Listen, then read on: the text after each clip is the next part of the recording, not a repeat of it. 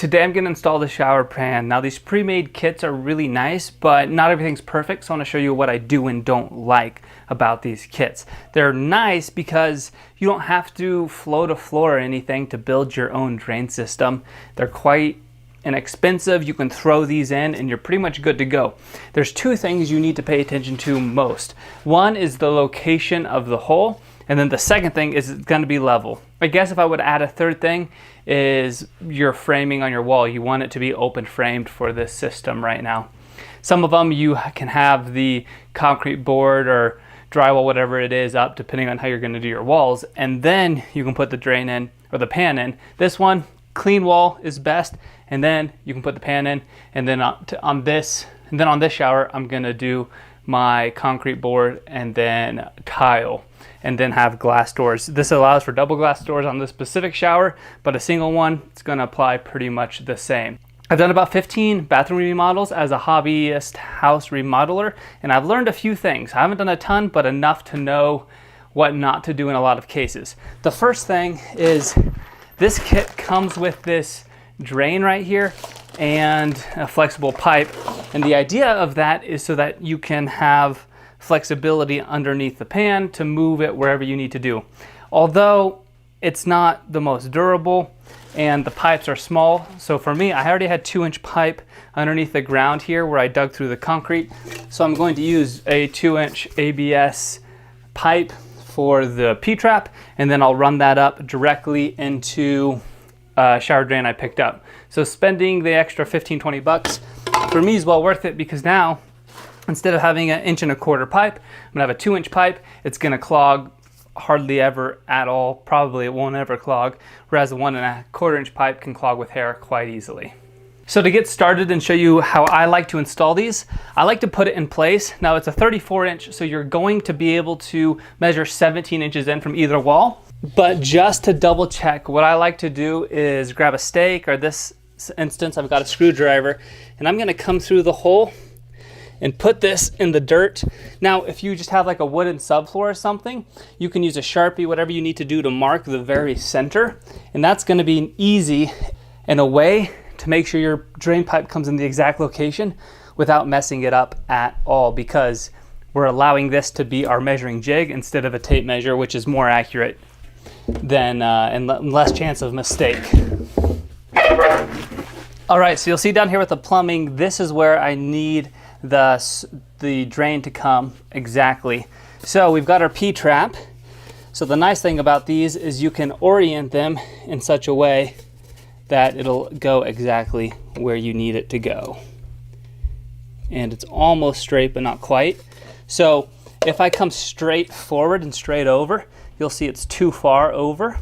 So what you can do is go beyond it a little bit, and then your angle is going to be correct to end up exactly where you need to go. So I'm gonna put this guy in, cut it to length, and then this one in, and I'll show you where we're at. So if you're like me and don't do this frequently, I think it's always best to start with a dry fit. So I'm gonna push the pipes in without any glue, and man, that looks like it's gonna be perfect in the right location. Now to test it, let's put the pan back down, and then we can put another 2-inch pipe to make sure we're right in the center. All right, so pan goes back down. Best way to do this is to grab the drain hole gently, set it into place. It looks like it's in the right location. To double check, let's see if I put this down in the center. Yeah, check that out, right in the center. So this is gonna come up, and then once everything's leveled, this right here will go on top of this 2-inch, shower drain directly into the 2-inch, which is really nice. Goes over the top and makes it much easier than dealing with this crap.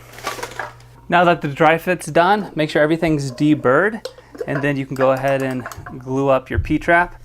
I like to do it in a specific order, so gluing up everything outside of the hole as you can, and then putting it all in with only one glue joint down in the hole. That makes it much easier than doing a bunch of glue joints down in the hole. It allows you to basically glue up this entire section, and then all I have to do is glue this one piece in the hole, and it's going to make it easier than working down here the entire time. The other thing you can do is just mark this with a little Sharpie, and that'll allow you to relocate it and put it on the exact spot after you pull it off and re-glue it. So I did mark it, and then I'm putting it in the hole. I've got everything glued up, and it's still wet enough I can move it. You've got about 20 seconds, but I put the dry fitting still in. I just like to triple check I'm in the right location, because if you can ensure this is in the right location and goes straight, exactly vertically up through your hole, installing this piece, the drain, becomes so much easier later on. So it's always good to dry fit and double check on plumbing parts, especially when you're like me who does a remodel once to 2 times a year. Okay, I just put the last joint in, so I'm gonna go ahead and set this back down. I'm gonna grab my pipe, see if I can find it. Okay, there it is. And then make sure my pipe is coming up directly in the center, which it is. Everything's in there tight. So we know we're good to go. I can leave this to cure, and then I can cut this pipe to the appropriate height for my drain. But before you cut the pipe to the appropriate height, what you want to do is level your shower pan. All right, so this is the OD42044 drain. It's pretty simple to install, but I'm going to show you how I do it. So the first thing is I've got all my plumbing lined up perfectly. Put this pipe in, set the drain on top of it, and then mark where this touches your pipe. So I've got my mark here. Now, all you have to do after that is take apart the 2 parts. The washers go on the bottom. You can do putty on the top piece. And so there's a little lip here right on the inside that pipe comes to. So I'm going to measure through from the top washer to that lip, and on this one it's 2 1/4 inches. Therefore I know from my mark on this pipe we go 2 1/4 inches down and then cut it, and then I can seal it, install it there, and then we'll install this drain onto the pan, and then when we set the pan in place, the drain will slide over this just like that and will be super secure. So let's do it. So we'll go 2 1/4 down from my mark right there. Now we've got our cut location.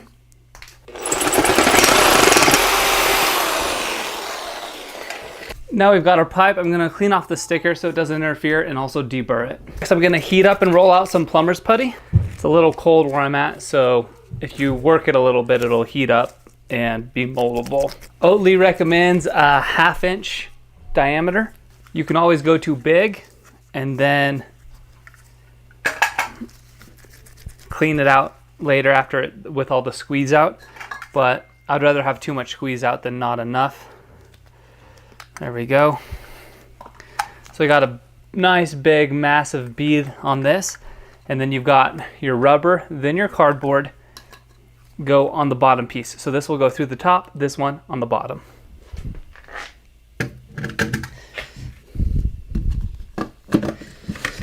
So we'll go ahead and tighten this side all the way down. Now this kind doesn't have a real great way to purchase it except with your hands. There are notches here, or you could use some massive pliers on it. Let's grab these guys and give it just a little more of a kick. Nice and tight. Now there's a locking piece on the top. Okay, here on the top you'll see all the squeeze out. That's what you want, because you know you've got a really good seal, and you can just clean that up. These metal edges can be sharp, so be careful with that. All right, so what I like to do next is to go for a dry fit. So instead of gluing this in yet, I'm gonna put that in and then make sure everything lines up as it should. And there we are, lined up and installed. And so now I can just pull that out, glue it in, and we're good to go.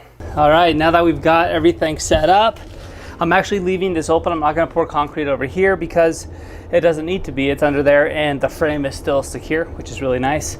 So that if there ever was a repair or some future person coming in here, they don't have to chip up my concrete hole, which will be good for them.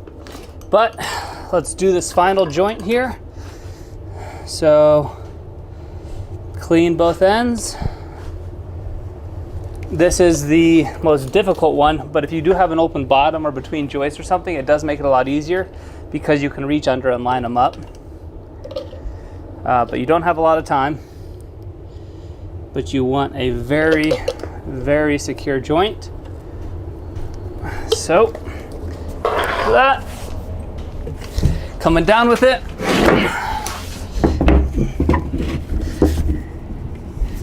Making sure we're all perfectly lined up. Oh, there it went. Okay. Now, if you have something solid, so what I did is I put some shims underneath the P-trap and the dirt, made sure that was compact, so that when I push on this side, it's pushing them together. Now, what I like to do, especially in this scenario, since I'm on concrete, I'm gonna put floor down here later, is to go ahead and get this pipe sealed in, make sure there's no leaks, test it out, we're good to go.